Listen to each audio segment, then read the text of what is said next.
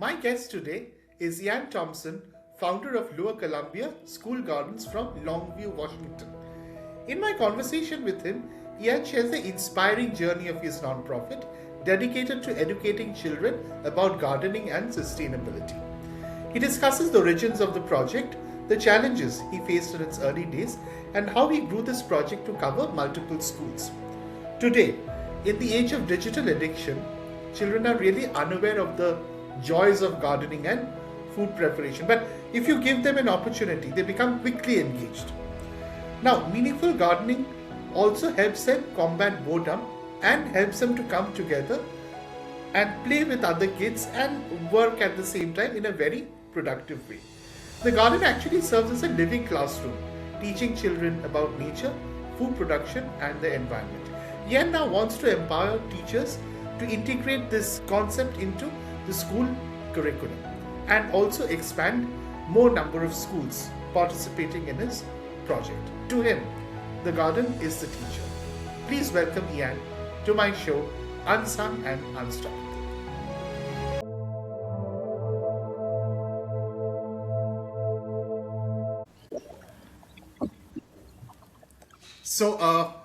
Welcome Ian to the show, and we've met before, and the moment that we met, I thought that this is a great story that we can have about Lower Columbia School Gardens, and you've been doing so much about this project in your community, and what we would all like to know is how did it all start?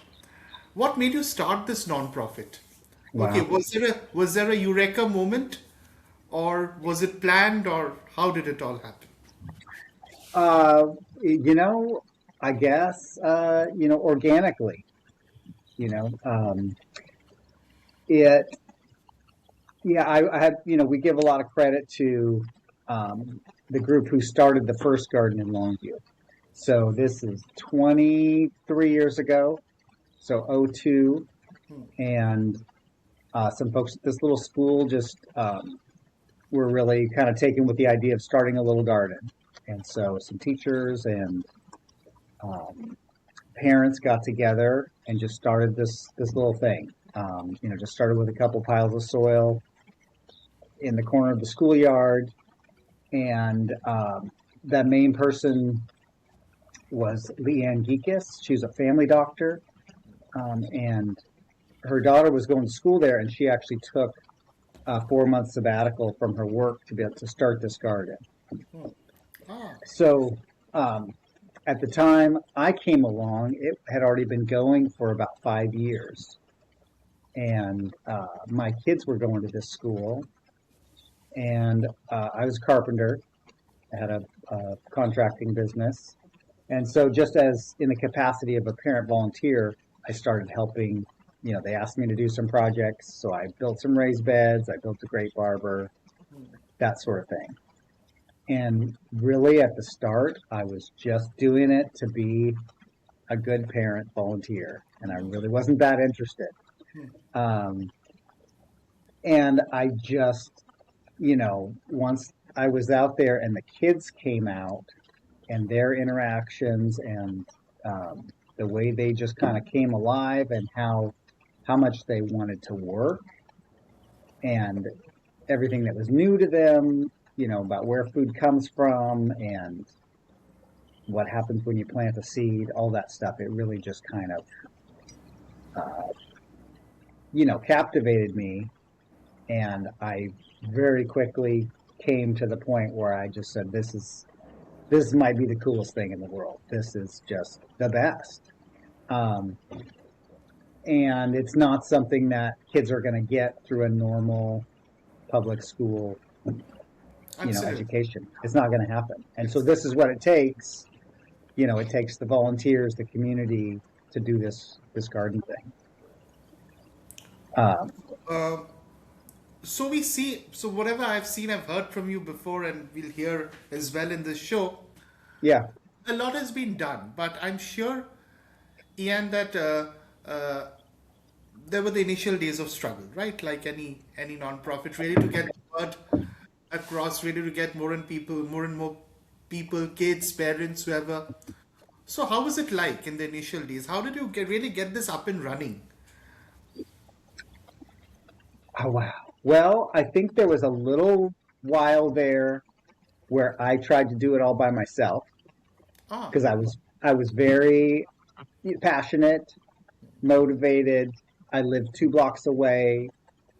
Um, I was recently divorced, so my kids, half the time I wouldn't have my kids with me, and so I was happy to just spend, all my time, you know, building up this garden and doing this stuff. But that was a very short time, and I really, really saw that that doesn't work. It really takes, a community um, absolutely. to do it. So, I mean, yeah, we at first the focus was just this one school, right? We were just the volunteer team from this school, and we built up this garden. We wanted to plant more fruit trees, and so we said, hey, what about that big field over there that never gets used? Principal said, sure. So we planted like 80 fruit trees over there and expanded this little garden into an acre. And then at the same time, a couple other schools said, hey, North Lake Elementary, would you help us start a garden? So that group of, parents and volunteers started helping another school, and then another school, and then another school asked, and we sort of, said, hey, well, what should we do here? And maybe we should apply for a grant, but we weren't an entity that could apply for a grant or do anything like that. So the discussion sort of came around to, well, I guess we should start a nonprofit, whatever that is. And so we just had a team of people that were really passionate and just kind of started looking into what it would take. And actually, when we started, a thing that really helped us out is there was another nonprofit who was their scope was sort of general community health and wellness. They were called Pathways 2020 and, healthy eating, active living. And so they took us in as a work group. So when we started a nonprofit, we didn't have to do all the paperwork. We didn't have to have a board. And so we were this work group for the first 4 years, actually. But we were able to just be in business. And yeah, it was almost like we were following as opposed to leading. We were just sort of trying to keep up with requests from other schools saying, hey, help us build a garden. And, what about some activities for kids? What about special classes? What about harvest festivals? What about cooking classes? And so we're just kind of keeping up with what folks were asking for. And we ended up with this nonprofit.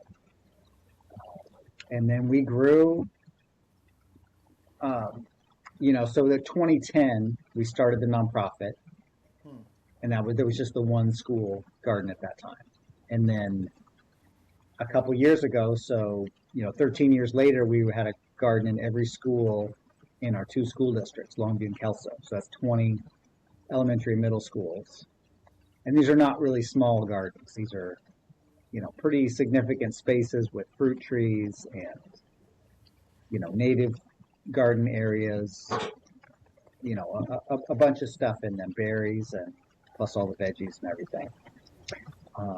So yeah, it's just been kind of a wild ride, I guess, just trying to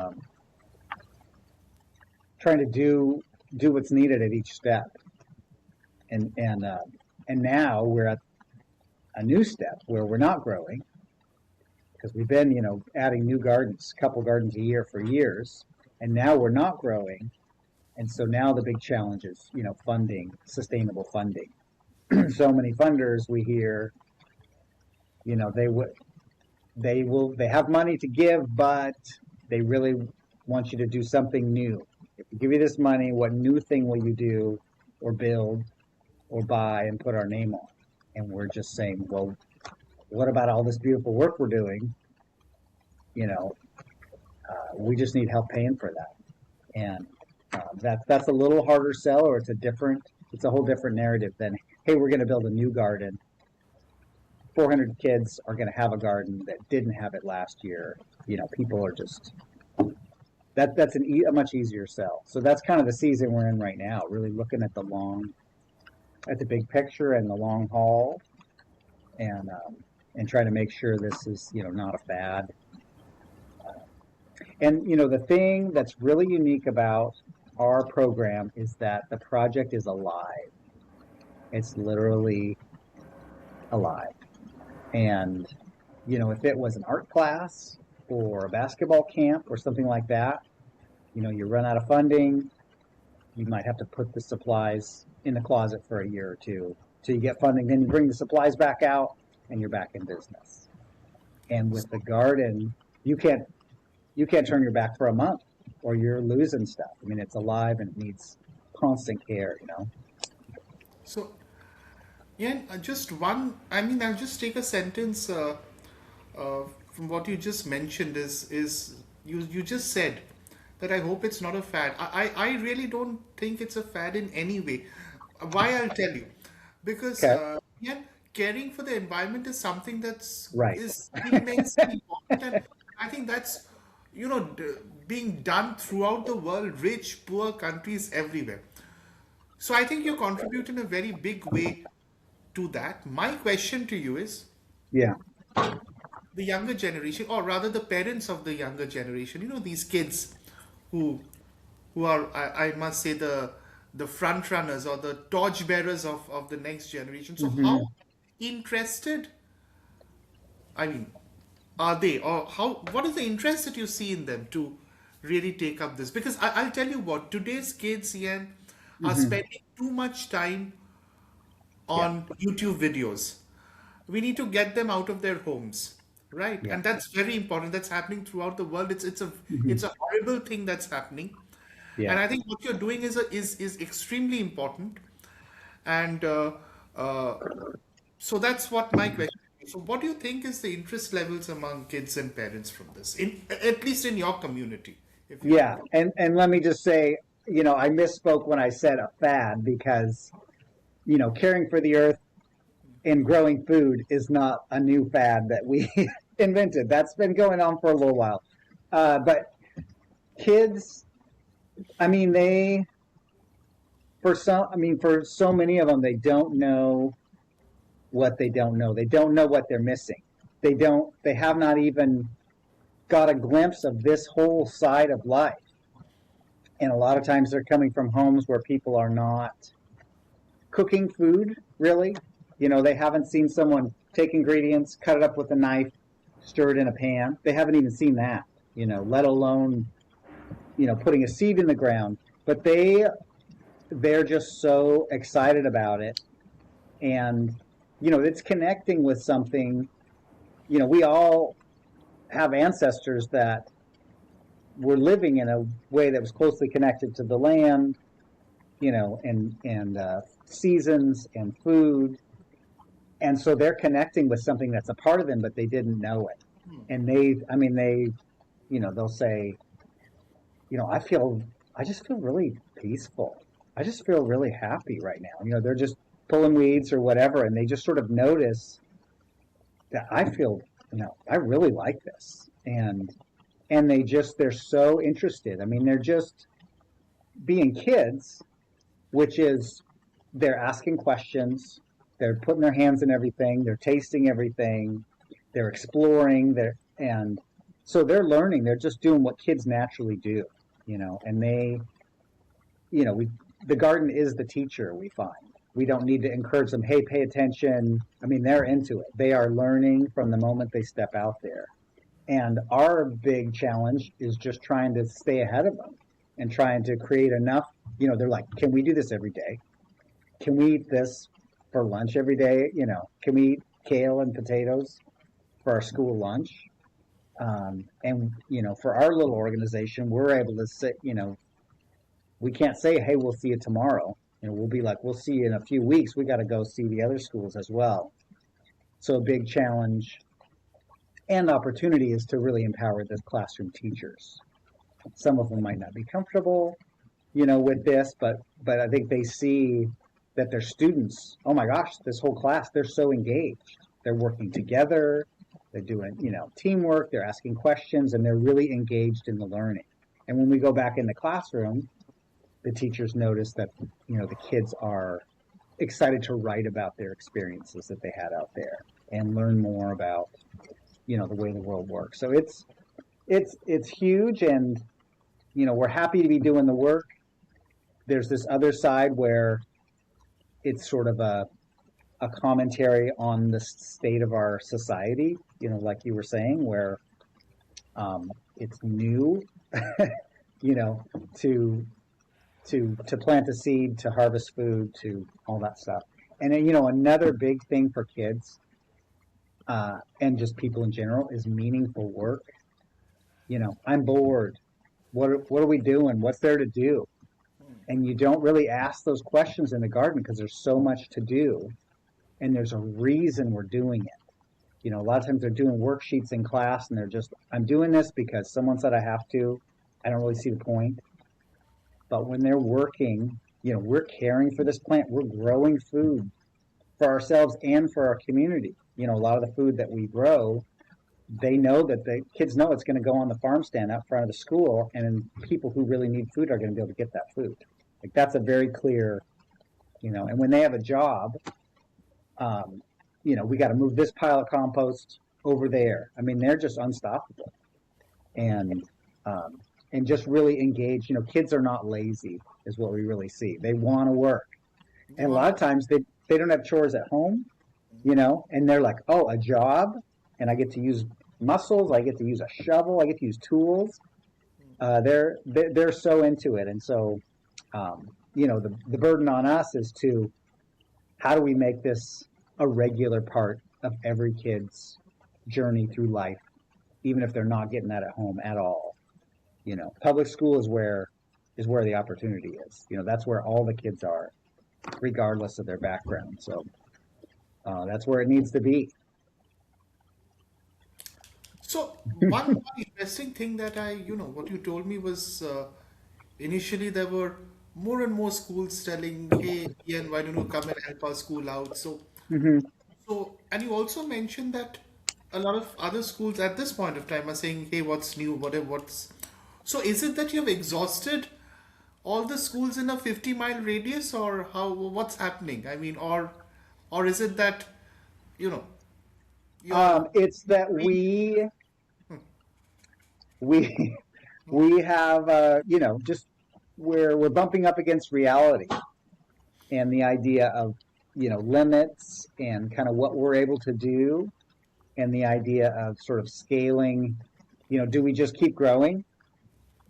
And what I think we've realized is that it makes more sense. So when we here's our nonprofit, Lower Columbia School Garden. So when we started it, we were thinking the Lower Columbia region, which is on two sides of a river, so two different states, and we thought our mission was just to build gardens, which is fun, easy to get funding and donations for, easy to get buy-in to build a garden. But we quickly learned that is the easy part, and the challenging part is what's there in 5 years or 10 years. So now that we realize, our scope is about relationships with the schools, which are not, they don't hold still. Those parents you have a relationship with, they move on as their kids graduate. Those teachers who were so invested, they retire. The principal gets transferred. Like, all these things happen, and then summer comes along, and the weeds are growing, and if nobody's there, people come back in September, and nobody wants any part of that thing. New teachers or whatever, they're like, we've got new curriculum, we got to teach to these tests, we can't do that. And so anyways, taken a long time to say the fact that we really saw what our scope is, which is long-term relationship with community, which is sort of 20, it's our community, but it's kind of 20 different school communities.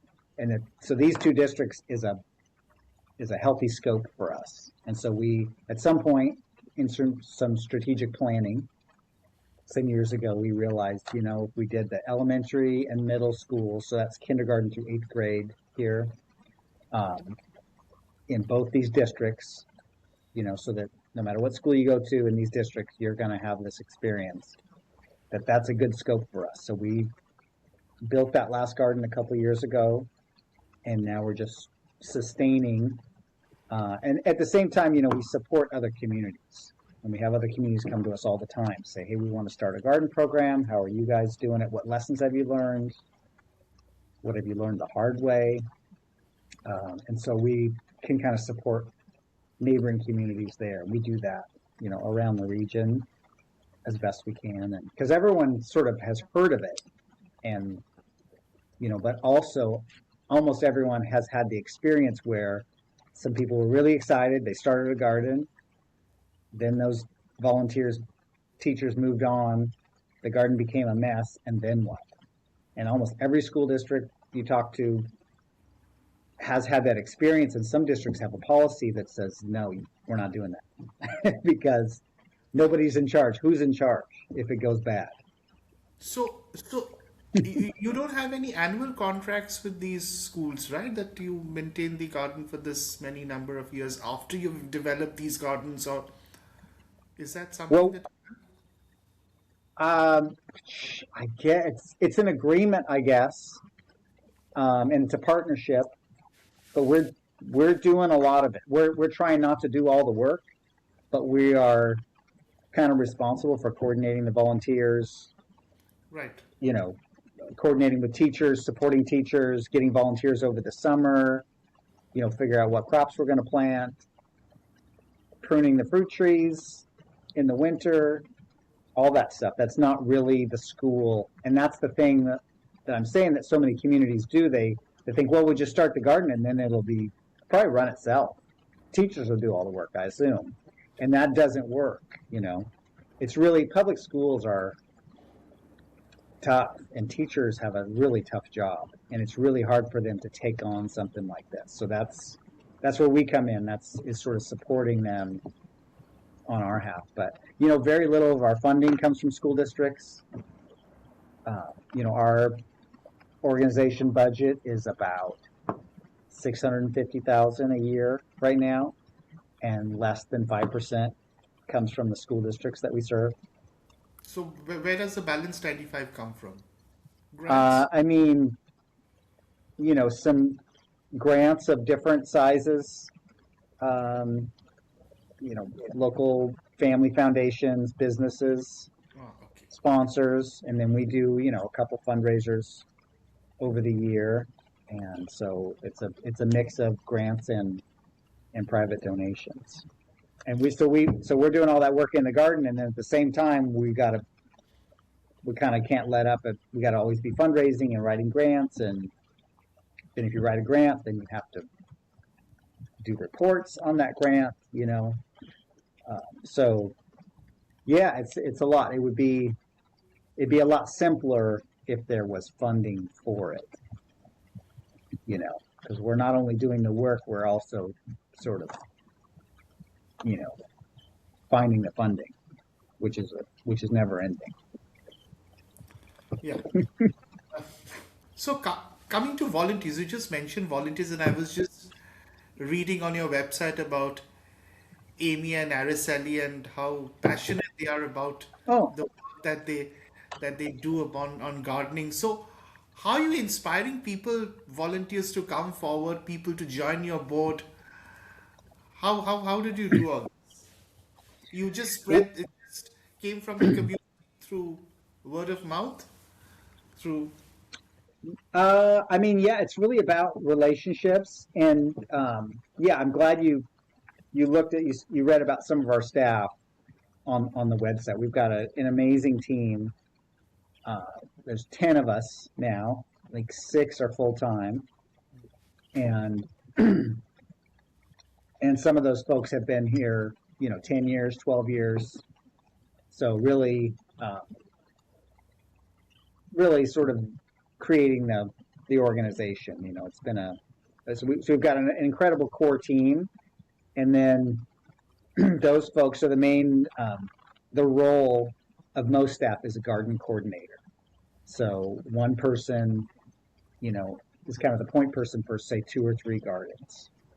And so at that garden, they're, they're making friends with the school. They're talking to teachers. They're coming to back to school night, at the start of the year and meeting parents. And, we've got signs on the fence, that say, come to the garden over the summer, that sort of thing. So people reach out as they're interested, because, a lot of people are interested in that. Excuse me, but we find that, when we started, we assumed that all of our volunteers would be parents of the students. That was our base. I would also assume, yeah. We have schools where we have 0 parents helping. And what we have is a lot of neighbors, a lot of people that are retired, some people that, moved here from out of state and said, hey, I love to garden. I want to help. A lot of people are just in it because they believe in the mission and they have the capacity. And a lot of what happens in the gardens is happening during the school day, which for a lot of folks is during the work day. So if folks have young kids and they're working, it's pretty hard for them to come to the garden, but so it's a lot of retired folks and, folks with different schedules. We do some stuff in the evenings and weekends as well. We've got incredible, on a good year, I think we have, 400 or 500 individual volunteers that help, but then there's a smaller core of like 40 that kind of treat it like a part-time job. They're showing up every week. Some of them have a favorite garden where they just show up there, and some of them just say, where do you need me? And they come to all the gardens. But that, like all things, changes. I remember just saying, wow, we've got an incredible team of volunteers. We're unstoppable. And then realized, oh, you're moving to Arizona, you retired, you got married and don't have time. Like it's always, so we're always recruiting. We're always meeting new people. We've got new volunteers coming in this week that, we're just meeting, and some people say, oh, I've heard about it. I've been thinking about it for a couple of years, and I'm finally ready to do it. So that's really so much of what we do is about relationships. In the garden, it's relationships with the plants and the soil. And then, volunteers, it's really about relationships. And people come to be a part of something. So we're we're friends. When the volunteers are there, it's not we're sort of doing community, and we're really mindful that we're having to sort of construct this thing almost artificially, but really as humans, for all of time, people have been doing this, coming together to work the land, to harvest the food, to care for the earth, it's not a new thing. So it's just sort of that thing. And I think for a lot of folks, it's really, it's meaningful. It feeds them in a lot of ways. And we hear from our volunteers, they get a lot out of it. They're there to help, but also they're there because they get a lot of joy out of it. Okay, so talking about joy, what was your single moment of joy or the most important moment of joy in the past 15 years? Well, that sounds impossible. Something really out of the box. Something. I, Oh, that's fine. uh, If there were multiple moments of joy, then I also it's mean, yeah, it's just those moments, looking around where we've got multi-generational, so we have volunteers who are in their 70s and 80s, and we have kids who are 5 years old, and everybody in between, and we're laughing together, we're learning from each other.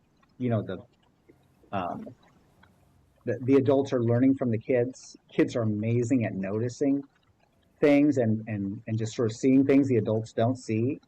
Um, and and just yeah, being a part of that.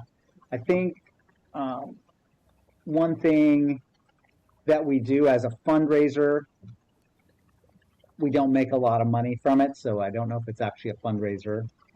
But so it started with cooking with kids in the garden, and because you only eat so much raw stuff, and then hey, we got to cook this stuff. So we have these propane stoves, and you can put a grill on them, or a griddle, or an oven. And we figured out we can make pizza in the garden. Oh, Uh, so we make the dough ahead of time, and then we bring the dough balls. And so kids eat pizza like every day. If you look at a school lunch menu, there's super ultra processed pizza in different form: pizza pockets, pizza rolls, something called pepperoni rippers. They just eat a lot of pizza. But now they're like, they're it's real food, and they're doing fresh dough. They're stretching the crust, and then they're chopping up veggies, that they harvested from the garden and putting them in the oven and learning a skill of, watching to cook it properly, turning it and everything. And so we did that with kids, and then our community does these free concerts at the park. Thousands of people come, and so we're a vendor there. And so we're not like a little food truck. We set up like a small village. We've got 7 big canopy tents and almost 20 tables and 5 ovens. And there's like little kids and people of all ages are just sort of laughing, working together, peeling garlic, chopping the kale, stretching the crust, turning the pizzas, helping the customers. And it's just this beautiful thing that we have. It's a proud feeling that we've created this thing of beauty. And when people come up to buy a pizza, they get it. They're not just, oh, this tastes good. They're seeing all the other stuff. They're seeing the bouquet of flowers. They're seeing kids handing them a bundle of lavender. They're seeing the kids excited about eating kale pizza, and just kind of doing the community thing where we're cooking and trying to do things in a way that's, helping the earth and honoring the seasons. So that wasn't really a moment of joy, but it's just, it just, it just happens every time kids harvest something. Kids are surprised to find a carrot under the ground; they're just shocked. Or potatoes. Um, so yeah, that moment of discovery. the way you're describing the pizza to me, my mouth is watering. They're Okay, so good. so let's not discuss it anymore about the pizza. So, which brings me to the question is, you've been very successful in whatever you've done, given. So, what next? I mean, what are your plans for Yeah. how do you want to grow this nonprofit in the coming years? Well, um, on the one hand, we're trying to get out of what's next because we just keep growing and growing and growing, and we need to, you know, one of the main goals is just to have it be sustainable.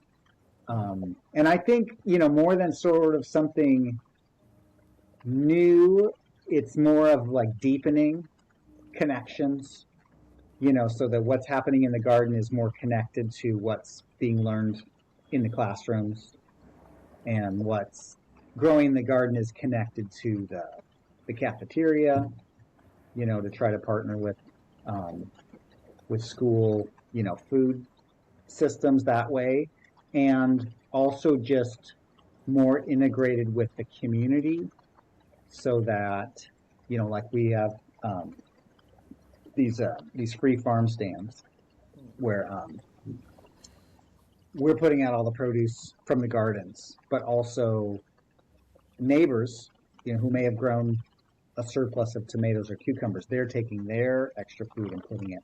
So really sort of making it even more of a community, just more integrated with the community so that more people are growing food together, sharing food, just doing that stuff.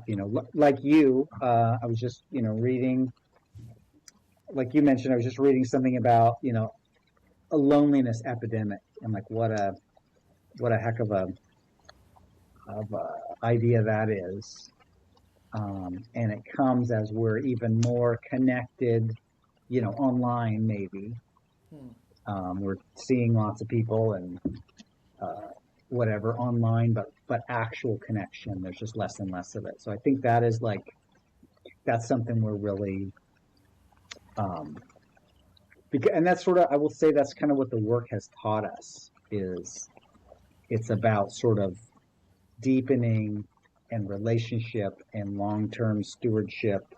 We're sort of learning from the indigenous people in our area, that's the Cowlitz tribe, that we're really lucky to get to partner with them and learn, a lot about caring for the land and how that's a long trajectory, and really just trying to make that sustainable.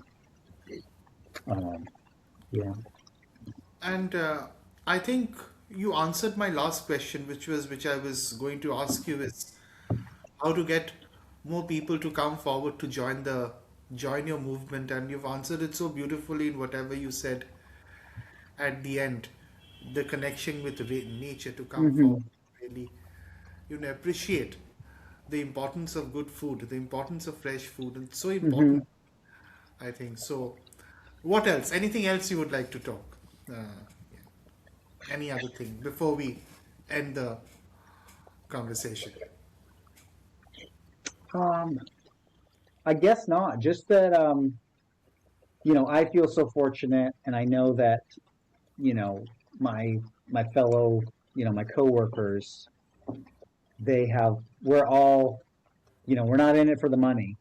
Um, That I can. we Yes. Everybody's here because their heart is in it, and I know that I don't know if it's possible for everyone to have a job like that, and we just feel very, very fortunate to be able to be doing work that um, is sort of lines up with our life mission, what we want to be working on anyway. So,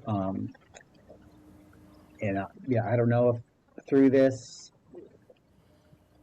I would love to see more of that, our sort of a shift in our society to where a lot of the work that humans are naturally meant to be doing, can also mean that you get shelter and food, because a lot of, we go to work because we need shelter and food. And there's so much work to be done in the world. The earth needs so much healing. Like, food needs to be grown and shared, and there's so much good work to be done. And just think about trying to make that a part of more of our lives, where that's what we get to work on, is the things that need to be worked on, and that we're sort of naturally built to do. So yeah, it's an honor. It's a joy, and I'm really grateful, and I'm just grateful for all the other people that are on our team. I wish we could be interviewing about 50 other people that have been working on this just as hard. I'm sure, and I'm sure you're speaking on their behalf, and Definitely. and I'm sure this interview would be shared with all of them and with your community, so that more and Oh, more people get to know about what you're doing. mhm. Thank you so much, Ian, for your Oh, time, thank you. and it's wonderful to have you on Unsung and Unstoppable. So, uh, thank you so much. Thank you. It's been wonderful.